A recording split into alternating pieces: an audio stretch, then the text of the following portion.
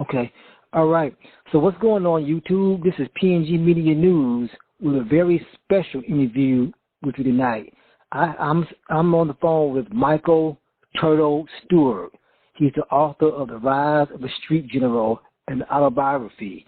So he's going to give you a whole lot of insight into the perspective from someone who was not only in the black car but was an actual Crip. He's going to tell you all about Crip in the late 70s, the early 80s inside the CDC. So, Mike, man, bro, this is like a real special treat for me because I just finished reading your book. It was a serious page turner, and I just got, it answered a lot of questions for me, but at the same time, it left me with a lot of questions. So I'm just ready to really get in and start laying this interview down. So how you doing today, bro? I'm doing all right, man. How about yourself, man? Oh, I'm pretty good. Mm-hmm. So, yeah. So before I get to the questions about the book, let me ask you, so tell the people, where did you grow up? Well, I was born out in Jennings, Louisiana. Out here during the late 60s, 68, 69, my people migrated out here to California. We had short-lived in Compton. We had a short-lived in Compton, but most of my upbringing, was in Avalon Garden housing projects in South Central LA. Okay, I spent most of my years there. Yeah, I spent most of my years living in South Central, and even through my elementary school years, I was going to 93rd Street School, still living in the Avalon Gardens. During my junior high school, I was going to Charles Drew Junior High, still living in the Avalon Gardens. By then, I had become a full-fledged member of that gang, which is the Avalon Garden Crips.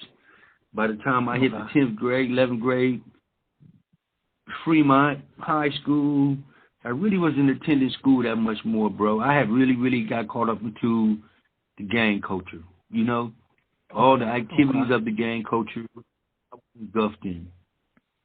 Yeah. Okay. Now let me ask you this. So you said you were in the Avalon Garden Crips. So with the Crip Nation, are there different type of Crips, or everybody's just a Crip period? How does that work? Everybody within the C Nation just share the same last name, Crip. The actual origin of Cripping, it was only two divisions, East and West, and then Compton. From there, my particular gang I was from, it's really one of the oldest gangs on the east side of LA. You know what I'm saying? Which is the Avalon Garden Boys. Because before they was Crips, the projects, the Avalon Gardens, was actually Avalon Garden Boys. Where they had a lot of Black Panther type parties going on. I mean, Black Panther party type exercises going on. Educational systems established. There is old footage that you could possibly see with me in their little program back in the early 70s. And at this time, also doing the Black Panther thing in the early 70s, the projects had its own little free lunch program in the afternoon. So I spent a lot of my years growing up being cultivated right there inside those Avalon Garden projects. And like I said, before they became Avalon Garden Crips, they were Avalon Garden Boys. This is from the 60s. This was from the 60s, right? This pre-Crip and blood time right here. Okay. But yeah, that's spend my time at. All right. So did a lot of the existing gangs then kind of become Crips or Bloods when those two groups started to emerge? Yeah. Well, see, this is what happened to a lot of the gangs down there in Los Angeles during the time when the Crip and Blood ideals and gangs formulated. A lot of gangs that was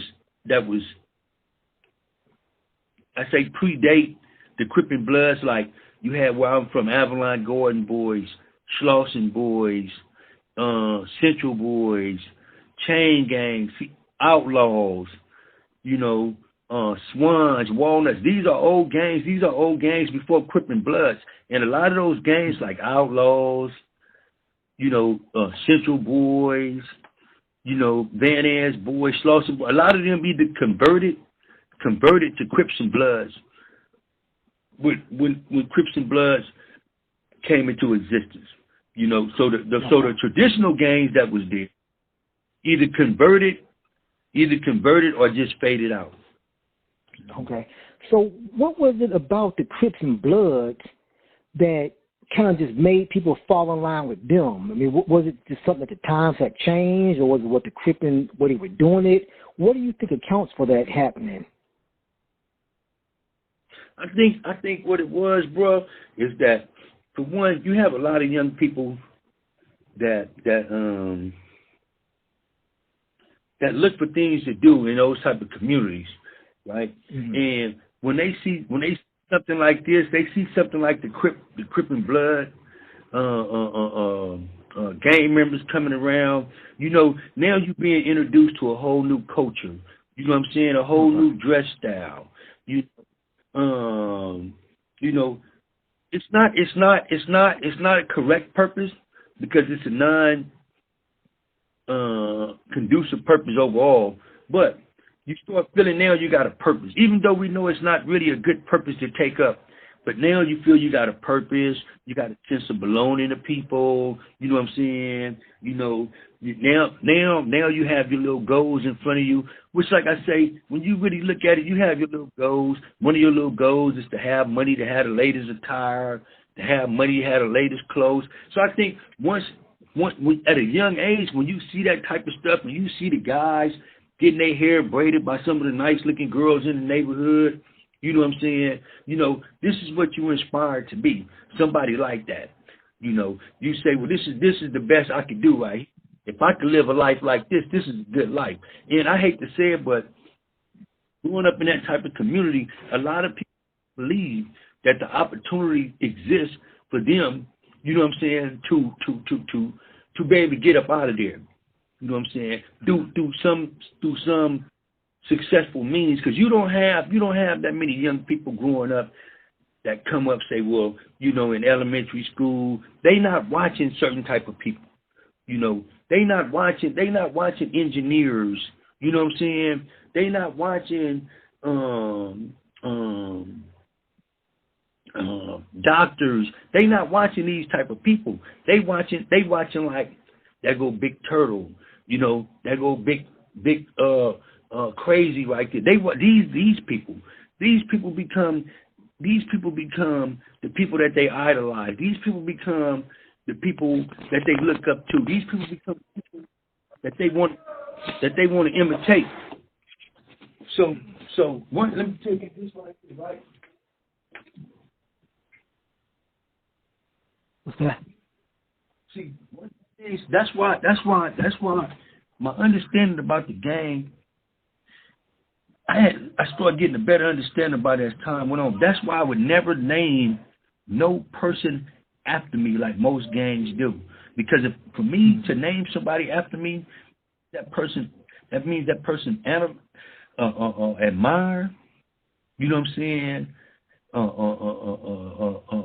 idolize, you know what I'm saying, the characteristics of me. And basically once he do that and he started trying to imitate me and live up to my standards, I would want to be consciously responsible for his fate, because I already know what it's going to be. Okay, wow. So let me pose this question to you. Okay. So you growing up, was there any particular reason that you became a Crip as opposed to a Blood? Was it just you was around the Crips, enjoyed them, or was it something specifically about the Crips that you liked better than the Bloods? Hold up. No, that wasn't it. That wasn't it at all.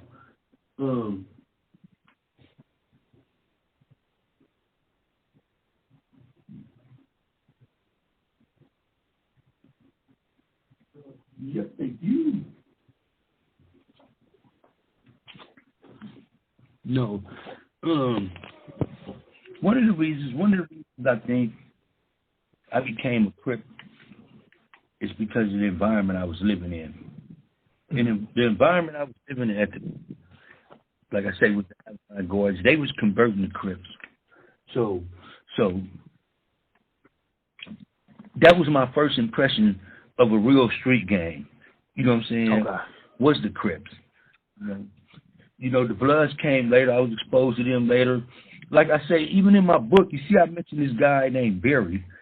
He go by the name of Big Time. And that was my elementary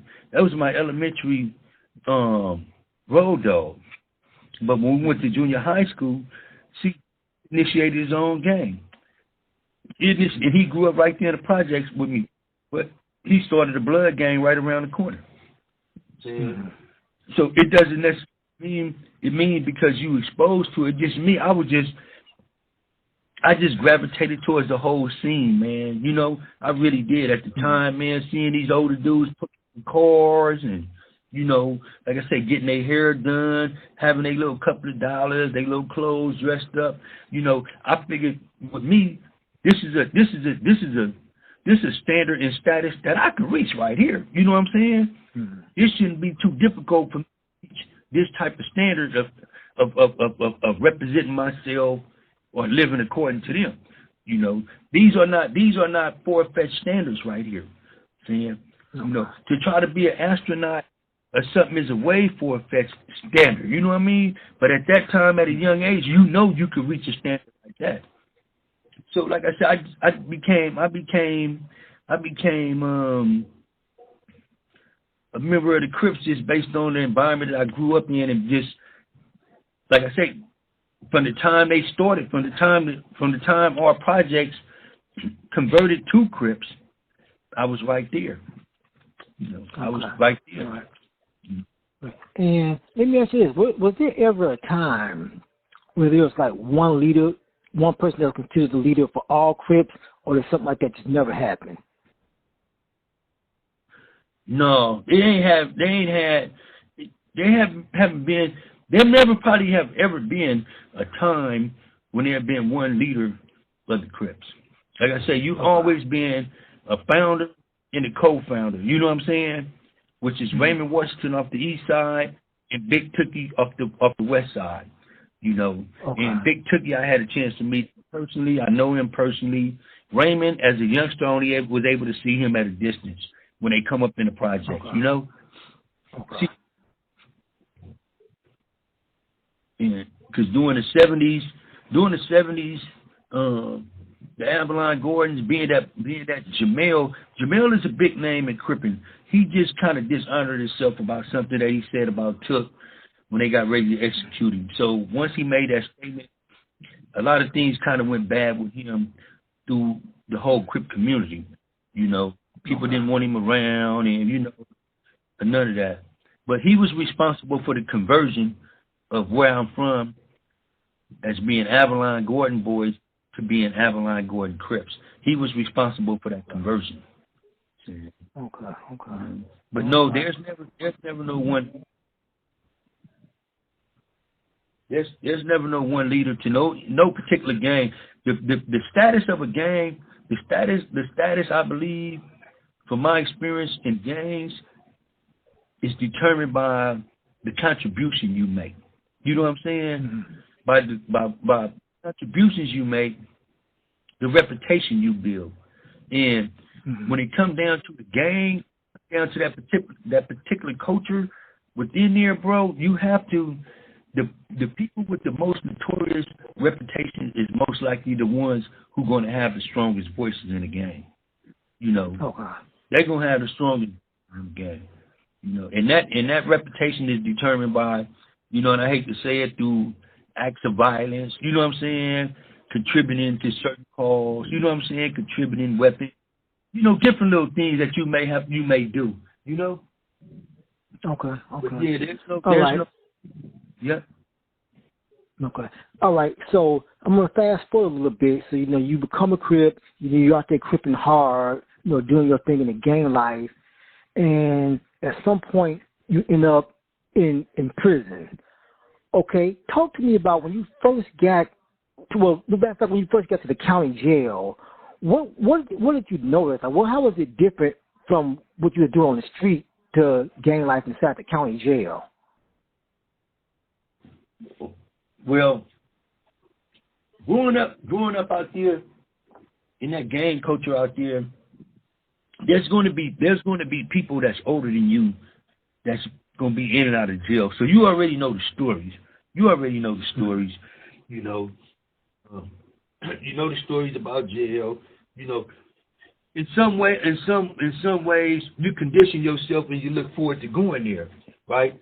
But now, when you get there, the reality sets in. It might be something different than the psychological preparation you was making on the streets. So, coming to jail and going to jail, being locked up, it was a completely different experience with me all the way around. Because I had never been locked up, period, before, except for a substation. You know what I'm saying? Substation right. For like, 48 hours or something. I had never really had been to the county jail. So my experience in the county jail, it was a completely new experience. But one of the things that motivated me going through there was that I was like probably the first person from my neighborhood, a part of my generation, that was incarcerated and was probably finna get a lot of time. See, prior to that, none of my homeboys of my age had never been to the county jail. Even the ones that younger than me that had been to juvenile halls and YA, I have never experienced any of that stuff growing up. It was a one shot with me straight from the county to the prison system. But what I learned about in the county, I started formulating bonds with other Crips up in there and, exchanging ideologies and philosophy about, where we should be going. We probably could be a much powerful nation if we had a little more cohesiveness and unity amongst ourselves. And I ain't gonna lie, bro. On some real talk, we was like real bully gang type people. I ain't gonna lie, man. We really wasn't a nice group of people coming up in the 70s and the 80s. We really wasn't. We got into it with everybody, But what I did like about the Crips that I ran into in the county was the mentality that they had, that I had, was a real do or die type of mentality. Yeah. That was one of the things I really felt during my time in the county jail, bonding with other Crips from, I'm talking about from the West Side, the Deep West, Compton, Long Beach, Pomona. It was a whole different experience of real camaraderie with Crips from other fractions throughout, our area of LA. So that was an interesting experience to me, man, coming through there. And the ideal of being organized. In the county jail, we had more leadership in the county jail, because here's the thing about my generation of Crips my age. In any Crip you talk to, they should know this. Crips that come up out of my generation was known as baby Crips. So the older Crips that was up in there, like Tookie, Hoover Joe, all these older Crips, they was considered big Crips. We was considered baby Crips, because for one, when the whole Crip thing started to play, we didn't think it was gonna last this long. Mm-hmm. We didn't think it was. Everybody thought it was just something, a little fad, something that was going on for the time, And that's why I think it took the course that it took, because it was never nothing brought into existence with a long-term purpose and long-term goals and objectives. And, okay. None of that. See, the thing about the gang thing is when you become a part of a gang, there's no goals for the entire gang. You know, so they're not striving for the only goals that the gang share as a whole is the reputation, you know what I'm saying, expanding the reputation, preserving the reputation, and establishing the reputation. That's what they thrive on. You know, it's not like the gangs when they come together, they say, well, look, you know, here's the goals of the organization. You know, we take monthly dues because we invest in this. You know what I'm saying? We support certain political movements. You know what I'm saying? The gang doesn't have those type of indoctrinations when you become a part of it. Only thing you were indoctrinated to in the gang is preserving the reputation of the gang. That's it. Man. The preserving the reputation of the gang. Okay. All right. So now, fast forward a little bit more, you know, you do your time in the county, then you eventually transferred off about around 83 to the actual penitentiary.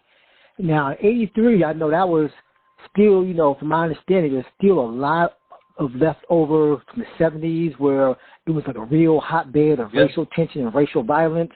It was still something that going on in the early 80s when you came in. So what was your first exposure to that type of racial, just that whole prison politics? What was that dynamic when you first hit the pen? Well, with the racial politics, yeah, that was a whole new experience too, right? You know, because coming through the county jail, through the county, first the older guys, the older Crips up there, they start grooming you about penitentiary, right? And the first thing they tell you is, you know, you need to jump on all the bloods like that because when you get to prison, the blacks are going to have to stick together, you know, due to you know, it being such a racist atmosphere. So coming to prison.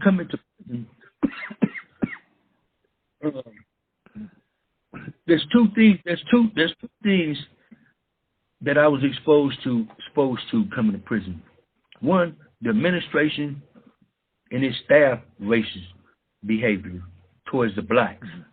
Then within the black or African people ourselves, there was another issue because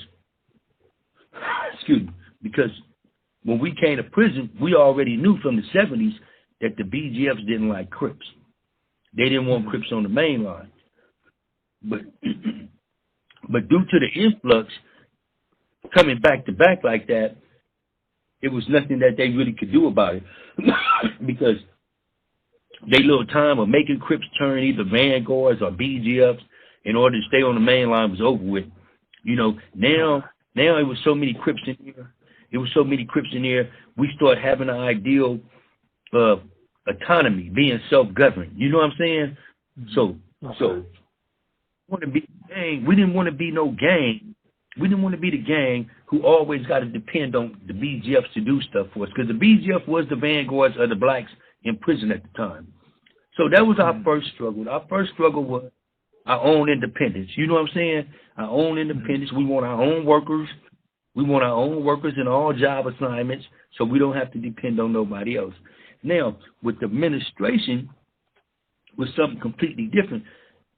Even with my own personal experience with the administration, the worst thing I seen with them was doing war when the blacks is at war with the Mexicans or the whites. You see how the administration worked firsthand with any race that's at war with the blacks. I'm talking about from rearranging cells, and putting the black man on the cell, putting the black man on the tier in a cell by itself with maybe 3 or 4 Hispanics or Mexicans or whites before he even see another black. Now this is during wartime when you got to come out on the tier. You know what I'm saying? I seen how during the war when blacks when blacks would stab a man and go to the hole, when his whole time was up, they wouldn't let him back on the main line. But the Mexican who had stabbed the black, when his whole time is up, they put him on the main line so he could go stab another one. So I seen how the politics, you know, the racist aspect of politics, how it worked it when I first entered prison. When I first entered prison in '83, because there was a war already going on in '83 between the VGFs and the Mexican mafias. Saying so, and we were seeing how a lot of that was how a lot of that was operating. You know, it was like they was trying to keep the VGFs at a disadvantage for its members, and the same thing they do right now today, bro. It ain't changed. It ain't changed. Mm-hmm. You know what I'm saying? One of the things about today, it's the same thing up in here today. Anytime there's an issue with the blacks and another race, the administration gonna always be favorable to the other race. That's just something that we got to deal with. You know what I'm saying? Right. It does. You know, it's not going to never stop. You know, that's just something that's in the fabric of America. Right. You know? Now, was there ever any time where there were black COs that would kind of try to help the brothers out? Did that ever occur? Yeah. Well, you do. And see, I think during that time right there, probably the best place for any black man to do time at probably was San Quentin. Because one thing about a lot of the black staff in San Quentin, they weren't doing the Uncle Tom thing up there, like the ones in New Folsom. The ones in Old Folsom. You know, see, in Old Folsom, that prison right there was. I'm talking about a White House. That was really the White House to us coming to prison. Old Folsom was the White House. You know what I'm saying? San Quentin was a little different because they had more black staff there from Oakland and Richmond, you know, the Bay Area, who was still, you know what I'm saying, coming up out the 70s and was exposed to, you know, a different outlook about being black. So, like I say, their attitude was kind of different. They was going to make sure that, you know, no blacks was going to get jumped on, packed all out. They was going to make sure that blacks wasn't going to get disrespected, field searches. So we did have that. That was a lot better for any black man to do time. It was a lot better for him to be in San Quentin. Yeah. Okay. And then San Quentin got due to the murder. What was that? Huh? No, I couldn't catch the last part of what you said. Oh no, I said even San Quentin had got messed up real bad due to a couple of murders that happened up there. You know. Oh, okay. You know, murders. Not to go all off into detail, but you know, during the time a correctional sergeant got killed. One of our homies from Grape Street got killed, and the Mexican got killed. You know what I'm saying? Mm-hmm. You know. Okay. And that was really the result of the administration having their hands in prison politics and trying to put the blacks at a disadvantage. You know. Okay. Wow. Okay.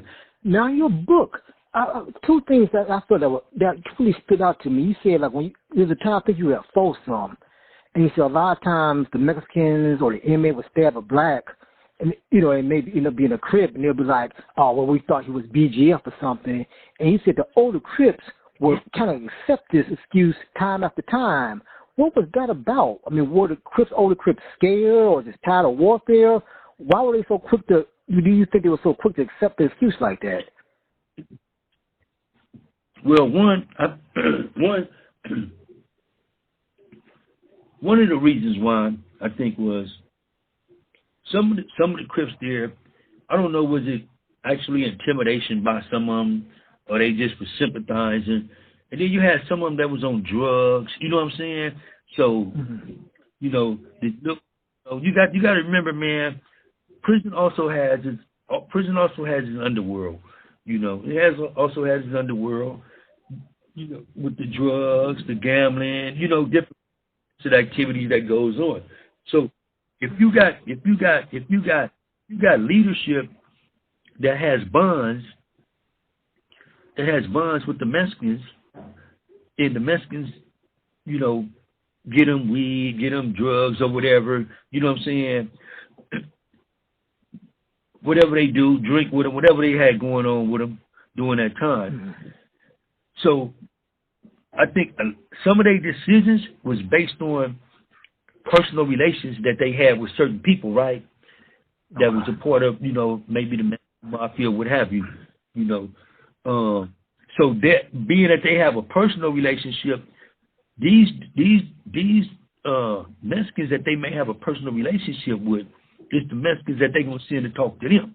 You know what I'm saying? Because they really gonna play on their personal relations with them. You know, they gonna play on them they personal relations they have with them and let them know, man, you know, it was an excuse. We really didn't do that. We really didn't intend to do that.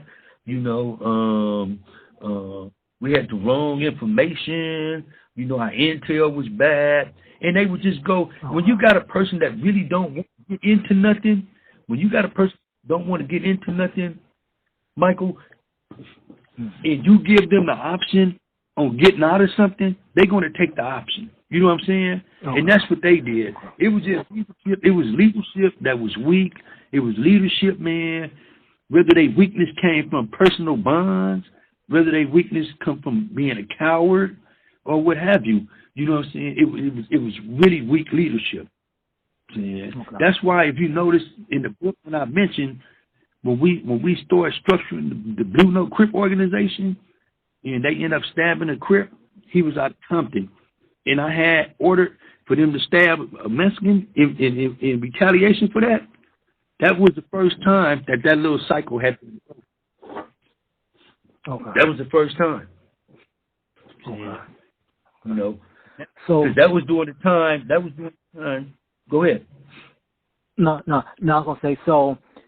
Okay, so when that happened, did that kind of bring the Crips into the war? Yeah. Well, see, we end up getting into the war later, not behind that incident right there.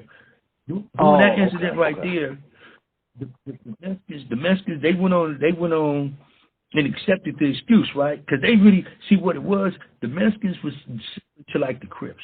Neither one of them really wanted to get into it because they already knew the reputation that the Crips had coming from the streets, county jails, juvenile halls. You know what I'm saying? You know, these dudes coming about the 70s. These dudes is coming on. I'm talking about here's your lineup. This is your lineup right here, Mike. You got 79. You got Big Two in there. 4 counts of murder. You know what I'm saying? This is flashed all on TV. You got the Bob Big Boys. You got the Bob Big Boy killing.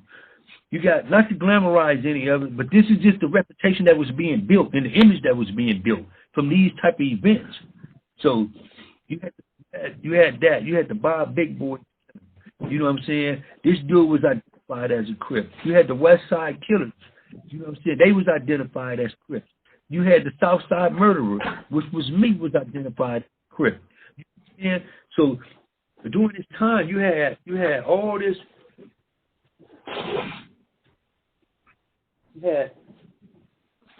You had all these crimes going on that was linked to the Crips. So now for the first time they coming into the prison system. Here it is, they coming into the prison system, Warriors' reputation. It's a whole lot of them coming back to back, you know. So the Mexicans didn't really want no problem with them at the time, neither, because they figured, man, especially coming to prison, they was gonna have they gotta be structured. Prison is an environment you have to have structure to be respected. You know what I'm saying? You can't thrive in a prison environment effectively with no form of structure about yourself. So during this time, during this time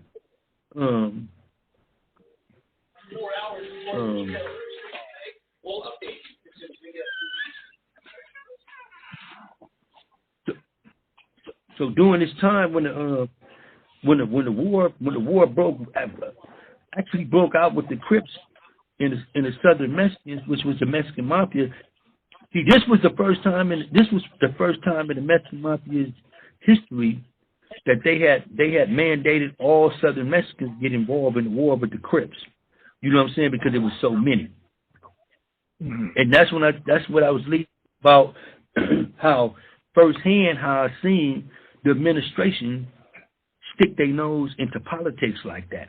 And all they whole little sticking their nose in there was to try to put the blacks at a disadvantage. And I seen that firsthand, and I still see it right now today. It still goes on right now today. Saying, right. You know.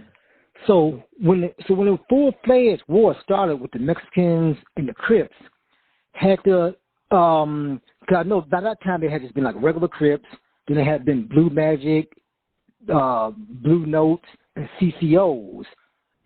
And from your book, okay, so I'm trying to, because when I read the book, I was a little bit confused. So first it was just the regular Crips, and then the CCOs did the CCOs want the Blue Notes to get into the war, or how did that all take place? No, this what happened. The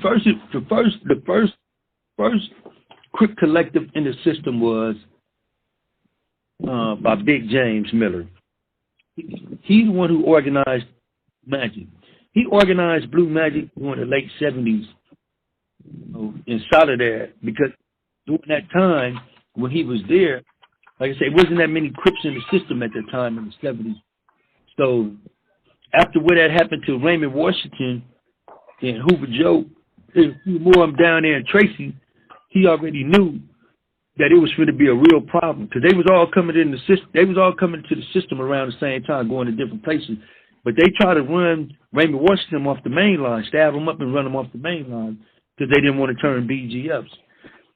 So Big James Miller was the first one who established any type of organized function for the Crips in this prison system, and that was the Blue Magic. The CCO and the Blue Note. CCO and the Blue Note came out later, around 84, 83. That's when all them started coming into existence. During that time, when the CCO and the Blue Notes came into existence, Blue Magic ended up going to San Quentin. James Miller and a whole lot of his Blue Magic Crips went up there because they had shot him out of Soledad because something happened to the police down there. So once they got to Soledad, they left Soledad and went to San Quentin. San Quentin had what was called a Crip machine, the San Quentin Crip machine. When Blue Magic get up there, they start having a conflict. So instead of going to war with each other, they went on a compromise. The Blue Magic and the San Quentin Crip machine, which the San Quentin Crip machine at the time was being ran by Sumor, which is known as Lightbus from Compton, and Motor Mouse Ascari from Rolling 60s. They was the ones who was running the San Quentin Crip machine. Through some type of diplomacy, they reached an agreement to where they would create a whole nother organization, which would become the Consolidated Crip organization, because they didn't consolidate it two collectives. They didn't consolidate the Blue Magic Crips, and they didn't consolidate the San Quentin Crips, the San Quentin Crip Corps. So that created CCO. Now we in Old Folsom at the time. So in Old Folsom, I'm corresponding with Big Tookie,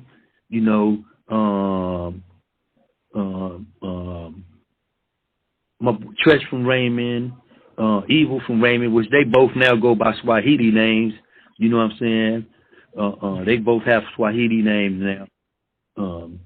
So I was corresponding with all three of them at the time. Took Tresh and Evil. I was corresponding with them, and we all had our bond from the county jail, really. And we didn't really want to come. We didn't really want to come to prison. It was somebody who was kind of selfish in a way, because we didn't want to come to prison and go up under nobody. You know, because they was like real reputable dudes from their neighborhood, their gang. I was reputable from my gang. Took was already who he was. You know what I'm saying? So, you know, so instead of us going up under somebody or something that's already in existence that we don't really know the people that well, we created our own thing. We created our own organization. And in the organization, we took upon a different ideology and philosophy compared to the CCO. You know, compared to CCO. And when we actually ended up to the war with the Mexicans, it was up under the direction of the CCO commanders. You know, they wanted to get into the war. You know, they wanted to make it an all-out black and Mexican war, which ended up turning out being an all-out Mexican and Crip war. So they sent out there some soldiers, you know, staff, some Mexican shot callers, because they really wanted to force the Crips into going to war. Yeah. Okay. So once that act happened, that created that. Huh? No, I was gonna say, what was the name of the organization y'all created? Oh, the Blue Notes Crip organization. Okay, Blue Note Crip organization. Okay, so all right, so the Blue Note Crip organization is created, and then but y'all are still under the command of the CCO commanders, so they tried to force an all-out black and Mexican war, but it kind of ended up just being a Crip and Mexican war. Okay, so when that starts, what happens next? Well, once that war started, that basically was the end of it right there. It became a Crip and Mexican war for about a whole year and something. Okay. What ended up happening? Okay, but the results to those wars was completely different. You know what I'm saying? Mm-hmm. Now, you take this is the politics. This is what I really learned about the politics. You take the war in Old Folsom. I mentioned previously, came back there for stabbing the Mexicans. Those Crips, when their time was up, they wouldn't let them back on the main line. They sent them to San Quentin. Right? But they sent them to San Quentin. But the Mexican that stabbed the black, they would let them back on the main line. So what they was doing was this.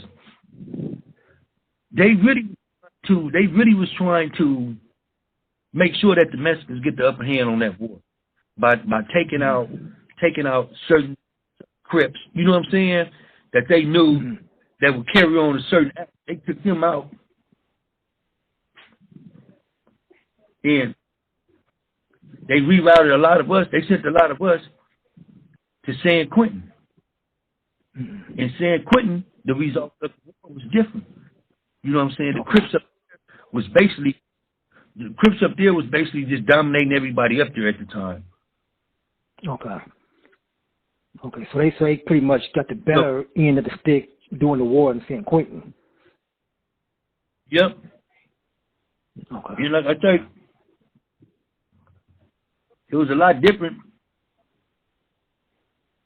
in San Quentin because the black police up there and everything played a part in the war up there, different than it was in Old Folsom. It wasn't that difficult. It was too difficult, I mean, for them to try to set you up in San Quentin with a lot of them black staff up there. Mm-hmm. Okay. Now, speaking of San Quentin, because I know in your book you mentioned that at a certain point when the war started, you know, a lot of some of the Crips were denouncing their Cripism, you know, hiding their blue rags. Now, what caliber of Crips were doing that? Were those the baby Crips? Were they like real solid Crips doing that, or were some of the weaker ones? They was the cowards. They was the cowards. Okay. Only a coward going to do that. Only a coward going to disown something that he been. Yeah, it was a coward. It was. the cowards. It was the cowards, man, who was scared to do something. And so you got to understand, this was a lot of Crips, man. This was a lot of Crips. This was their first time. This was their first time into a prison system where they actually had to use knives. You know what I mean? See, that was a new thing. That was a new thing too. Most of the gangs, they weren't familiar with using knives like that. So that was a thing too. You know, a lot of them either they liked the courage to pick one up and use it. They liked the courage to pick one up and use it, or you know, they just took too long for them to use it. Because some of them had knives and didn't even use them. Some of them ended up getting caught with them and just go to the hole. Wow. Okay. All right. So, like I say, go ahead. So, like I say, in that case right there, you know, we didn't really too much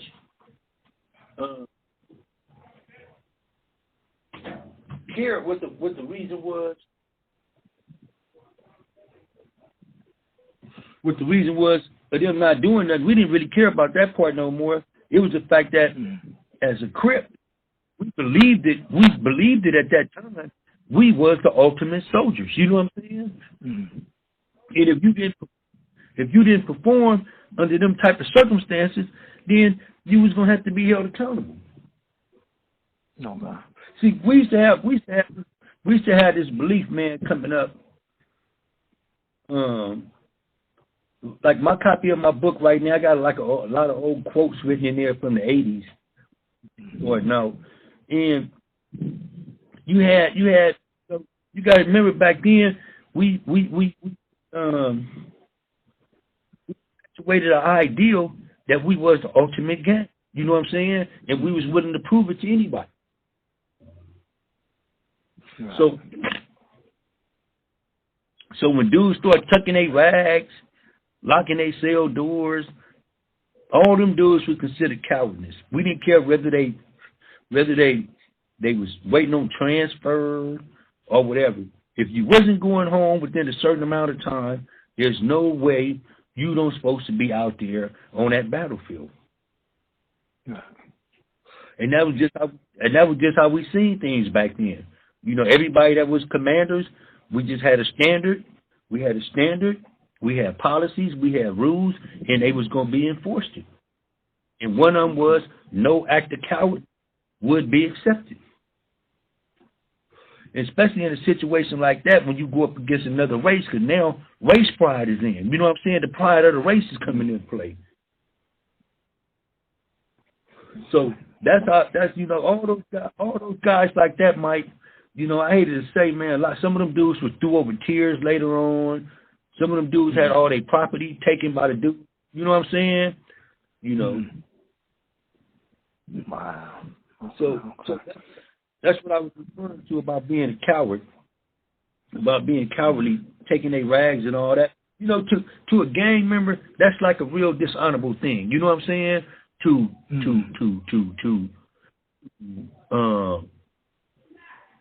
deny your gang, you know, in any way, in the eyes of an enemy. You know what I'm saying? You know, that always been dishonorable. That always been a dishonorable thing. So now,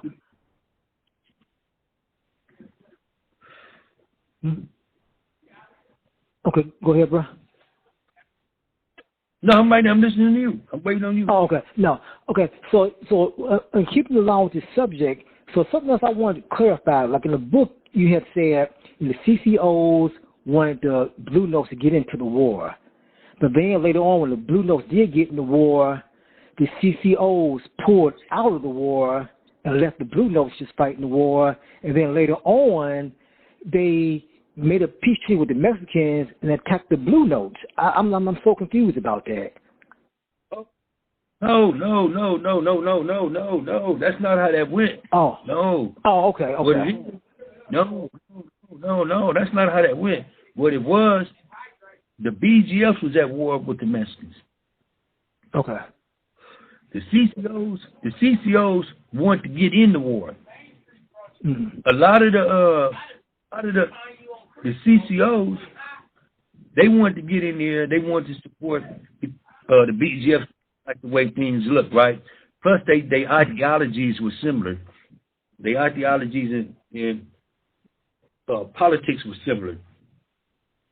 But the Blue Notes and a lot of other Crips didn't really want to get into it because we already had that feeling that once we get into it, it was going to become a Crip in Mexican War, Southern Mexican War, which that's what ended up happening.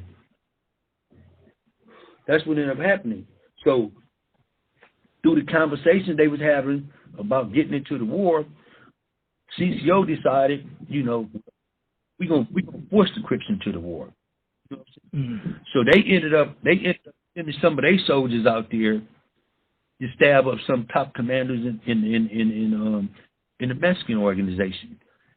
That's how the Crips ended up getting into the war. Later on, it led to a Blue Note and CCO going to war. Now, this came after like about 8 months into the war. The administration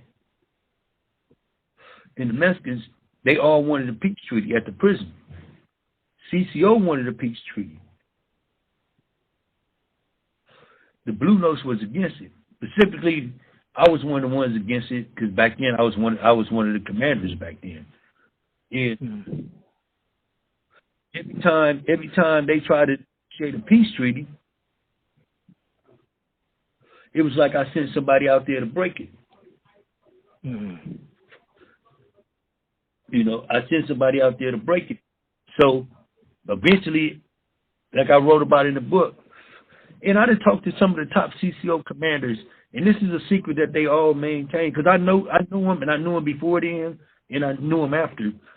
And I always asked them, you know, the ones that I talked to, what made y'all make the decision to go to war with us, the Blue Notes, and squash the war with the Mexicans? And a lot of them, man, they don't even be wanting to answer the question. They don't want to. That's one question.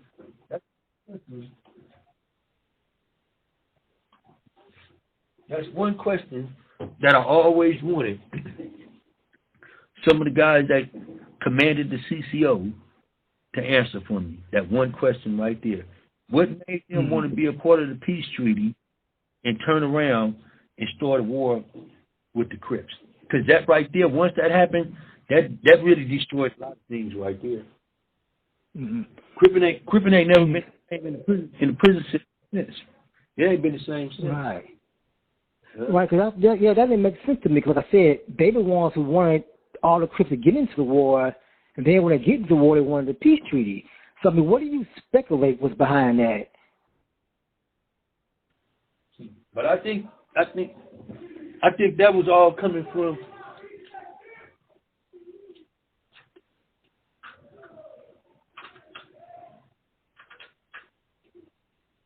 I think that was all coming from the peace proposal that the administration was offering.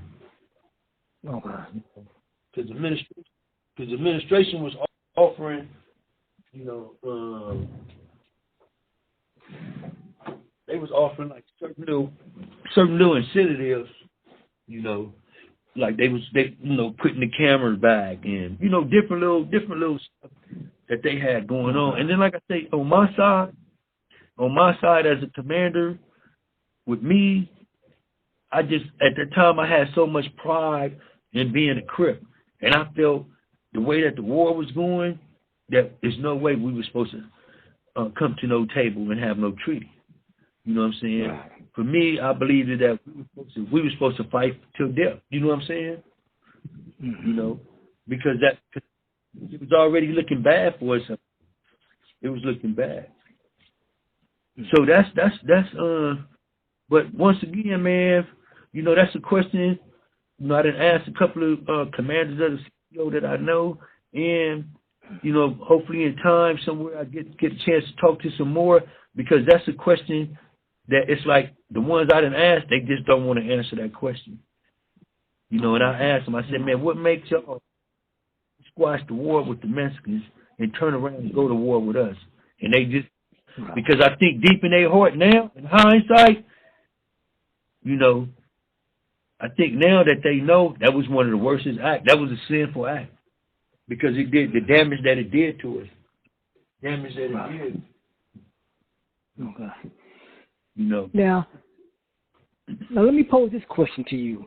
Now, keep taking out, you know, the relationship between the BGF and the Crips. I know there's a lot of bad blood there, but what were your thoughts on the BGF? Like, from what you heard, like stories you heard from old timers who were there before you. Like, did the BGF do their thing in the 70s? Were they still doing their thing during the war with the Mexicans, with the MA when you got there? Yeah, they was the BGF. They was the ones who were still actually at war with the Mexicans. When I came to prison, see, the Crips and nobody else was at war with them. You know, because the BGF had his own allies, which was the Bloods and the Vanguards. And the Vanguard subdivision of the BGFs. You know, the Bloods was their allies because they knew that the Bloods didn't get along with the Crips, and they knew that the Crips outnumbered the Bloods 3 or 4 to 1. See? Right. But what ended up happening to the BGFs was, man, when they was at war with the Mexicans, a lot of people that was coming into prison, young black males, they weren't interested in being recruited into nothing, where they were just immediately, you know, being sent to go fight a war in an environment that they don't even know nothing about.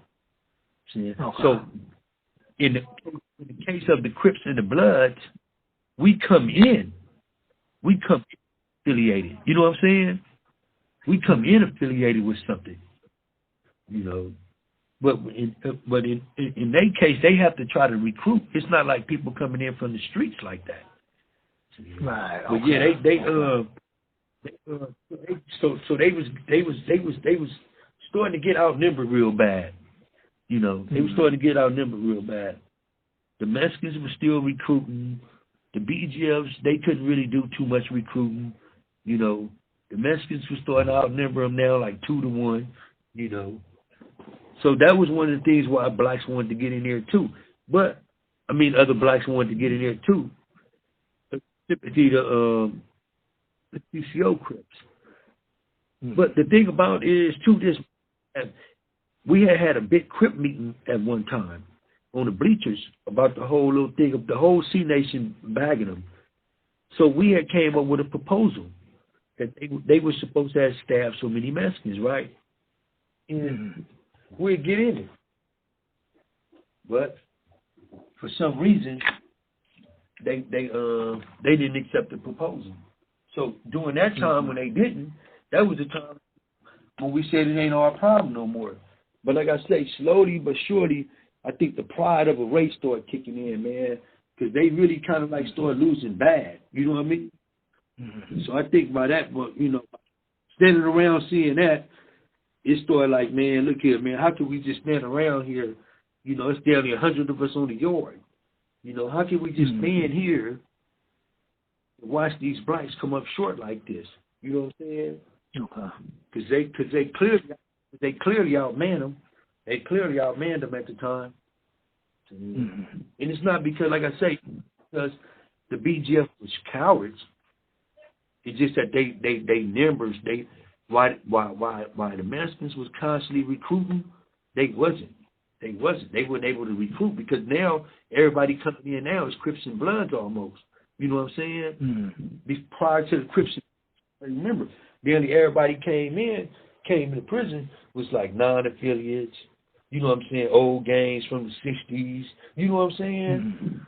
So they was more receptive to becoming BGFs. You know, but now here it comes, this late 70s, early 80s, and a whole bunch of Crips coming in. They not interested in being nothing because they already something from the streets. They already associated from the street. All they need is organization and mobilization. So that became one of the things too. You know, like, look, man, all we need is organization and mobilization, and we can effectively deal with any group in this prison system. And, you know, right. That's topic of discussion. Exactly. Okay. Now, in this era, just a couple of questions about this era that I'm going to fast forward to the next generation. But you mentioned two things that caught my attention. You mentioned that in your book, you mentioned that you, in the conversation you had with the BGF, you spoke with their Supreme Commander. Are you able to say that who that person's name was, or is that like off limits? No. The brother's name at the time was named Shamori. Shamori. Okay. Shamori was. See. Let me tell you something about with Shamori. This was the time I think you mentioned when Big Took was talking to him, and he was a top. Is that in San Quentin? Yeah. Is that? Yeah. You see, now the thing about Shamori a BGF. He's the commander. He was the commander of the BGFs. The thing about Shamori, what makes him an interesting person, because his brother, he has, let me see, two brothers that was in prison at the time, because he came in the 70s, early 70s. His brothers came in 79 in and during my time. So his brother, he has a brother named, they call him Double R. His Swahili name is Tabori. Now Tabori, remember, his brother is the Supreme Commander. His brother is Supreme Commander for the BGF. So when they put together Tabori, which is Double R, become one of the top commanders for CCO. But he got direct ties and link to his brother, Shamor, which is Supreme Commander. But that's why a lot of people always suspect that a lot of the CCO paperwork was written by BGFs, which was Tabori's brother, who was the Supreme Commander for the BGF. Everybody always believed that he was the one who put everything together. Okay. Now, do you remember his government name by chance? No, but I probably, if you really need it, I think I probably could track it down and okay, yeah. And get it for you. I probably track it down and get it for you. Yeah. Okay. Then the last. Give me some of my, and I'm gonna see what I can. I'm gonna see if I can come up with it for you. Okay, cool. I appreciate that. Okay. Yeah, I got you. I'll definitely go send you a note about that. Now, the last question about this era, in your book, you mentioned that a Crip killed an MA member. Now, I'm mentioning that because, there's a lot of stuff online. Like there's some people say there's only ever been one MA member killed, which was Cheyenne Cadena. But in your book, you do detail that a Crip did kill a validated MA member, correct? Yeah. Crusher. You talking about Crusher? Okay. Right. You talking about he killed a Mexican? Yeah, he said he was an actual member of LIMA. Yeah. And Crusher was an actual member of the Blue Notes? Okay. Are you talking about murder? Are you talking about that murder? Yeah, I believe that's the same one. Because in the book you said, I'm trying to find the actual page. Of course, I can't find it when I need it. But it mentioned that the guy was a member of the Mexican Mafia. Do you remember? Yeah. Do you remember me saying something about we was passing out a directory that we wanted all our members to quit supporting the Mexican the Northern Mexicans, and one of our members, Crusher, supported the Mexicans and ended up catching a murder on an actual Emmy. And that led to that's it. They talking about that part, and that's the part when I mentioned that we wouldn't go sell him out. Yeah, yeah. Now, what you were saying about that? What you want? No, I just wanted to verify that the person Crusher killed was the actual member of MA, because it's just like, a legend that there's only ever been one MA member killed by an enemy, which was Cheyenne. That one right there. Okay. He right. He killed one.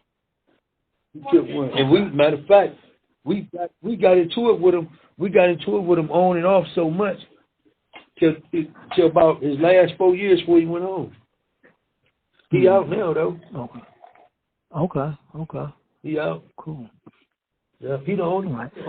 He the only one that I personally know of.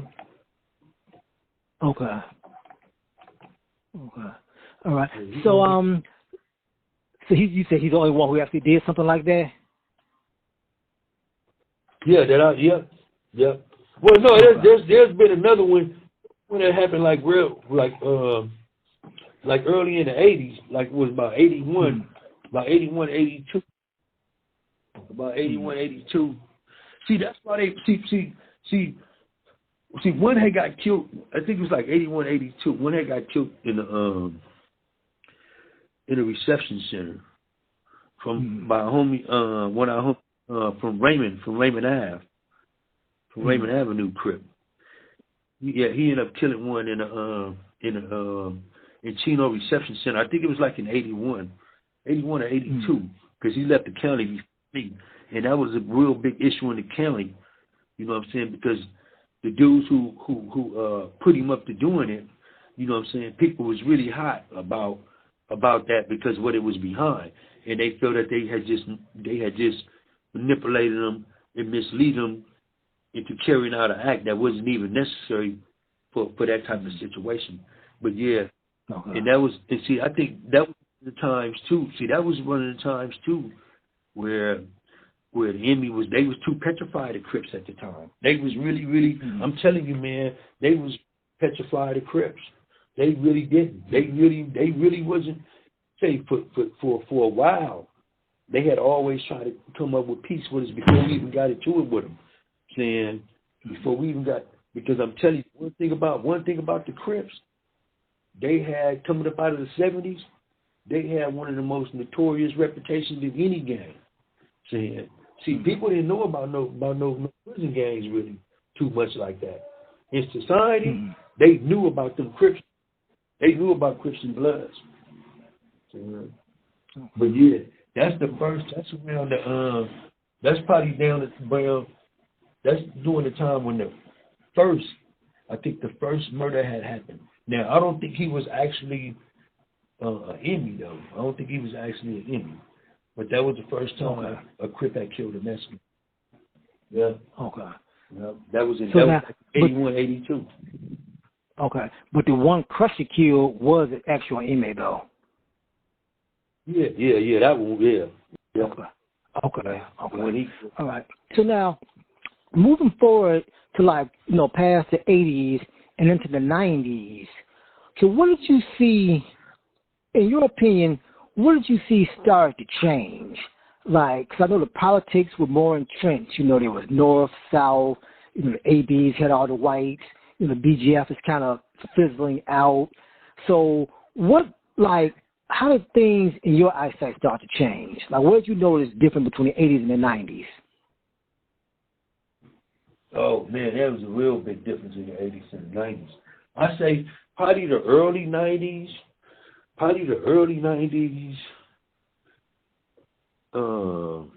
there was still a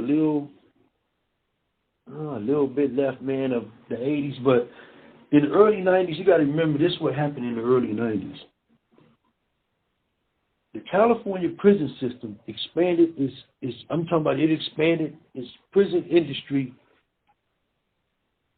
I mean, I don't even know how you would measure how they expanded this prison system.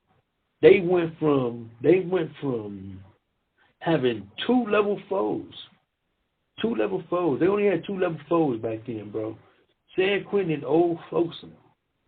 In the 90s, they opened up so many prisons. You know, Calipatra, Lancaster, Susanville. So once all these prisons opened up, that played a part too. Because now you got young Crips coming in. The war between CCO, the Blue Notes, and the CCO is lingering. So you got people campaigning. Don't get a part of them paperwork. Don't get a part of that. Don't mess with them structures in here. Don't get involved in that Blue Note stuff or that CCO stuff. So now, when this happened, this was terribly bad because without the CCO or the Blue Note being a vanguard, you have the gang stuff that's coming in from the streets that's flooding over into the county jail. Now, when they come from the county jail, they bring it into the prison system. See, before they couldn't bring it into the prison system. They couldn't bring it in here because with the Blue Note CO, that once we hit the prison system, it was cut off. You know what I'm saying? It was cut off. All county jail and street stuff was over with. You know what I mean? This was it. This was something different. We was on a different playing field. You know what I'm saying? The rules is about to change. The policy is changing. Everything. You know. And as we slowly start seeing, they was coming in. There was no vanguard group to tell them, look, man, we're not bringing this stuff from the county jail. We're not bringing this stuff from the streets. But not being able to tell them that, it slowly started coming into the prison system. Now, you got the 90s. They're not concerned about organizing themselves no more. They're not concerned about taking up no political cause. They're concerned about their enemies from the streets. You know what I'm saying? They're concerned about their enemies from the streets. They're not making no prison enemies. See, we made prison enemies. They're not making no prison enemies. They got all the time in the world to focus on enemies from the streets. So now this is right here. This is what they waiting from the whole. This is what they perpetuating in the prison system now. Now they done built like 12 prisons. These guys coming in here, and this is what they perpetuating. This their philosophy. You know, I don't care about that. I'm ruled from the streets. So now you got a whole ideal from the streets that they took over the prison population. See, you can't tell them nothing. They don't believe in being organized no more. You know, their whole attitude is different. You know, so now they start formulating corps. The gangster corps, the neighborhood corps, the Compton and Watch corps, the 4 West corps. You know what I'm saying? You know, the Long Beach corps. You know, it's all corps. Say, Mike. Mm-hmm. Hey, can you hear me? Yeah. Oh, look, they're starting to hit the doors for o'clock. It's 7 o'clock, right? So tomorrow, because I got to go to program. They're gonna be hitting the door in a minute. So tomorrow, all right. Can we finish again tomorrow? That's about same time, 5:45. I got you, bro. We finish up tomorrow. At what same time? Same time. Same time, same back place. Yep. Yep. All right now, bro. Take care. Let me get ready to step out. All right, bro. All right now. Yep. All right. Remember where we left off at.